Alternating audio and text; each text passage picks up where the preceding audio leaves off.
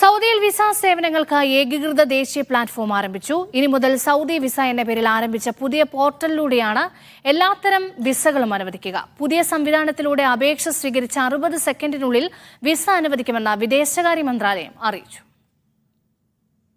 ഇനി മുതൽ സൗദിയിൽ നിന്ന് അനുവദിക്കുന്ന എല്ലാ വിസകളും സൗദി വിസ എന്ന പേരിലുള്ള ഏകീകൃത ദേശീയ പ്ലാറ്റ്ഫോം വഴിയാണ് അനുവദിക്കുക.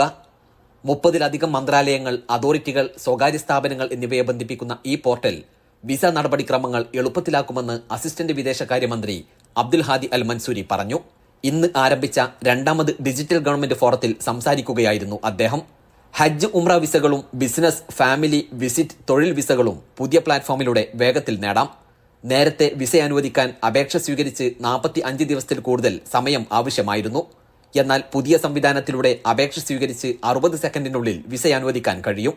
ഓരോരുത്തർക്കും ഏതെല്ലാം തരം വിസകൾ ലഭ്യമാണെന്നറിയാൻ അപേക്ഷകനെ സഹായിക്കുന്ന സ്മാർട്ട് സെർച്ച് എഞ്ചിൻ സംവിധാനം സൗദി വിസ പ്ലാറ്റ്ഫോമിന്റെ പ്രധാന പ്രത്യേകതയാണ്.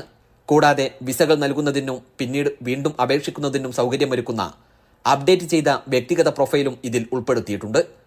ആർട്ടിഫിഷ്യൽ ഇന്റലിജൻസ് സാങ്കേതിക വിദ്യ ഉപയോഗിച്ചാണ് ഡാറ്റകളുടെ സാധുത പരിശോധിക്കുകയെന്നും അൽ മൻസൂരി പറഞ്ഞു. Gafoor Kondotty, media 1, Jeddah.